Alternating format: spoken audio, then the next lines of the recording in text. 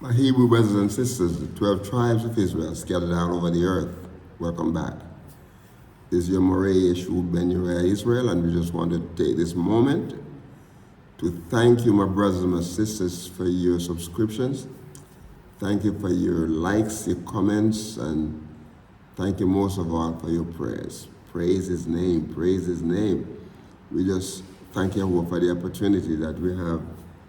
And today, my brothers and my sisters, we're going to look in Psalm 24. We're going to go to Psalm 24, and we are going to be talking about the King of Glory. The King of Glory. Yes, my brothers and sisters. This past Shabbat,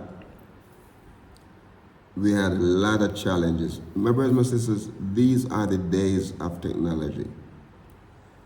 And, you know, there's no sense trying to go back to the notebook paper. We have this notebook and we have this, this is not working anymore, It is technology, so you have to be up, and using this present day technology. And if you intend to move forward in this present age, and you're not up on your technology, you're going to be left behind. So sometimes it's painful when you try to get something done and you think you have it right and it's not working, but you just have to keep moving with it, and so till you get it, praise His name, praise His name.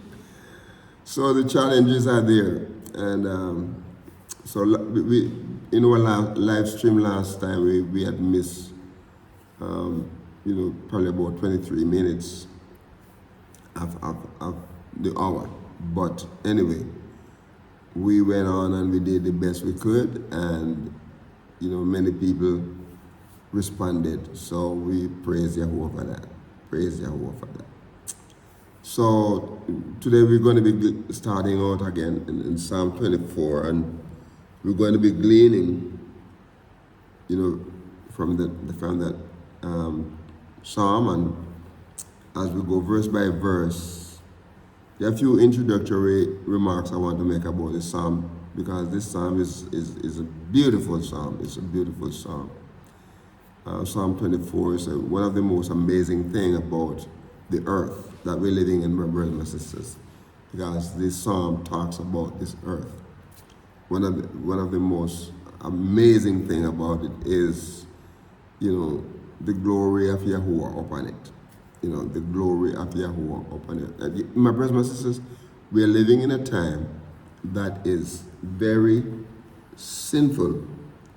People everywhere are sinful. As a matter of fact, we are experiencing Jacob's trouble. In this very moment, we are experiencing Jacob's trouble. But we're not going to let that happen. That we just throw in the towel. We're not going to let that happen. We're going to continue, to push forward. Psalm 24 talks about the glory of Yahuwah and His kingdom here on earth and in heaven. Also, the psalm is a recitation of, for inviting Yahuwah's ruach into a gathering. However, it teaches that only people with clean hands and pure heart, can be in Yahuwah's presence. In the King James Version, it says, shall see God. Clean hands and pure heart shall see God. But we believe that, to be in Yahuwah's presence, that it takes holiness, So Psalm 24 is very interesting because it shows Yahuwah in three thoughts. That would be, the King of Glory in the first place, who in this case would be our Elohim, right? He is our Elohim of the earth, my brothers and sisters. He created everything. He made everything. And in the second term, he is the judge of all humanity. Sometimes we act like, we are our own, but he is the judge. He stands as the judge. They talk about Supreme Court. He is supreme, my brothers and sisters. He is supreme. And thirdly, he is the sovereign of the universe. No care what anybody said. He is the sovereign of the universe. My Hebrew Israelite brothers and sisters, let me say this. And please note that Yahuwah owns the earth and everything in it or on it. Yahuwah owns the earth and everything, and including us. We are not our own. As a matter of fact, one of the scriptures says, we are bought with a price. We are bought with a price. Yahuwah sent his only begotten son, Yahushua, and he paid a price for us by giving his life for us, my brothers and my sisters. So the fullness of the earth, as a reference to humanity, as one who created the world and established its form, or Elohim, my brothers and my sisters, is rightfully considered the master of everyone and everything. And we see that in Psalm verses 1 and 2. Okay? So, the only Yahuwah, and he is the only one, and only Yahuwah's righteous children can properly worship him in his house. Or we have a lot of people, I've seen, if you watch YouTube and you watch TV, and you see all of these people jumping around and shouting, and my brothers, my sisters, a good percentage of them are not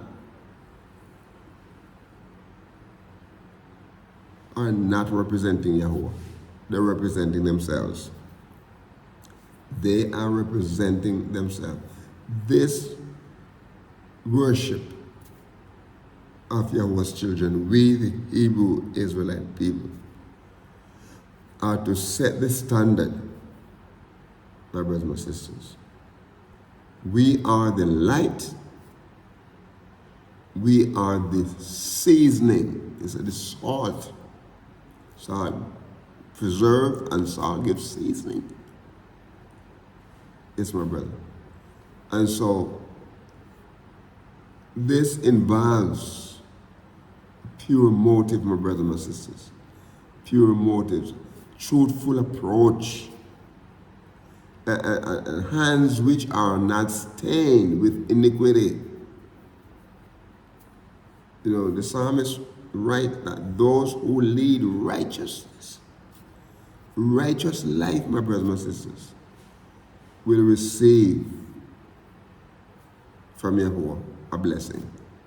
Will receive a blessing, my brothers and my sisters, from Yahuwah. And if you look in verse 3 through 6, that will show you. And so my brothers and my sisters, calling out the entire Hebrew Israelite community of Jerusalem, our cousin, King David. He cries out to them, open wide the gates, swing the gates open, so that the King of Glory can come in. Just imagine And I'm going to make, just figuratively, say we Jerusalem right now. Right now as we are, we Jerusalem. And the King of Glory is approaching. But when he comes to the gate is closed. How can he come in? The gate is closed. In order for him to enter the city, we have to open the gate. Likewise, my brothers and my sisters, in order for him to have his rightful place in our lives, our lives have to be clean, willing. And if there is no iniquity in it, there's no reason why we should not open the gate. Open our lives, my brothers and sisters. Open up ourselves so that he can come in, so that he can sit on the throne of your life and my life. The psalm describes Yahuwah as a strong and mighty, mighty in battle. And he is the Yahuwah of hosts, is the Shabbat. Praise his name as we see in verses 7 through 10. So this is just an introductory remark of the psalm. So in verse 1, we're starting out in verse 1. It said, the earth is Yahuwah. In the King James Version, it said the earth is the Lord's. I mean, it's the possession. He owns it.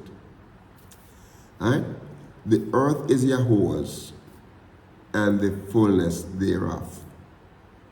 The world, and they that dwell therein. So many times, we act like, well, it's mine. And the way people are acting, if they don't like you, they find ways to put you out. Okay? They have ways they can, destroy you. They don't like you. But here he said the earth is the Lord. That means it belongs to Yahuwah, or Elohim. He created. In Genesis it said, in the beginning, he created, Yahuwah, Elohim created the heaven and the earth. Okay? All right. So, I want you to look at the word earth here. That's good. Because the word here means, it's a Hebrew word, eretz, and eretz, and it means earth and it means land. It is Aleph, Resh, and Sade that makes up this word.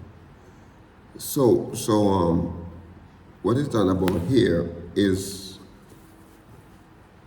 Eretz is talking about like a common country, the earth, the field, the ground, the land, the nations, the way.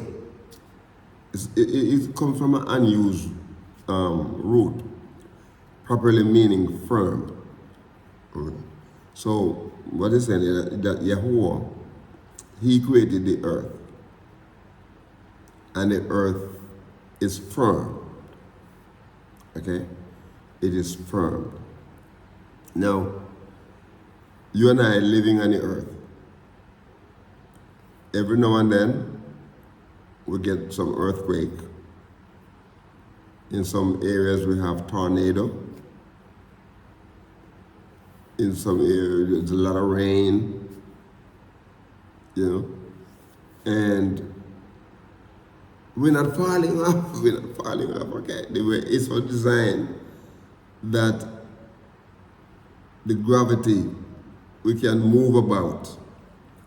When we move out of the Earth's sphere, of the Earth's spheres, right? When we get out, then we have gravity that pulls, and in certain places, right? You get up there, it pulls you up.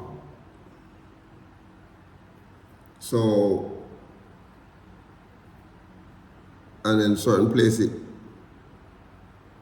you know, the gravity pulls you down to the earth. Certain places up there, at a certain distance, it pulls you up, you're going up. And if you notice, like the spacecraft and stuff that they're sending up, they need such power, right? Moving from the earth, they need such power to get out of the earth's sphere because of the gravity, the power of the gravity that pulls you down. Okay? When you get certain up there, then it starts like it. I've never been up there, but based on what, you know, they said, you know, those who've been up there, then the gravity start pulling you up there, and you up there, you can float around up there, you know? You can float around up there. And so we know that based on what it said here, the earth is firm. And the earth at large, you know, partitively, it's a land as a common country. It's earth, it's field, it's ground, it's land, it's nation, and it's a way. And then you have wilderness in it. Okay. Sometimes you're going through wilderness, and it's a sand, like a desert. Sometimes it's rocks. And sometimes a lot of trees, okay? And those of us who, you know, fly in planes, you know, you go over certain places, like for instance, like over in Arizona. As you're going traveling over there, there are certain places it's just rocks, flat rocks. You're going through, you know. Some places is just sand. And you go into some other state, it's just a bunch of trees, mountains, and trees and so on, you know. So that's what the word earth there, and it's Yahuah's, and you know, in the fullness thereof, and the world. Look at the word world there, because the world is almost similar in explanation, you know, to the earth, because the earth makes up, you know, is a part of the world.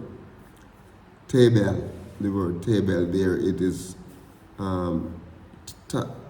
Tav, Beit, and Lamed. And these three letters that help to make up the word Tebel, my brothers and sisters, is just talking about the world. Is the world. And when we talk about the world, we almost talking about confusion. We're talking about, because the world is so confused with all the stuff that's going on, my brothers and sisters. You know, it comes from the word Yebel, or Yeba. Okay, that's where it comes from, the word Yeba. And what they talk about is they talk about the earth as moist and therefore inhabited. By extension, the globe.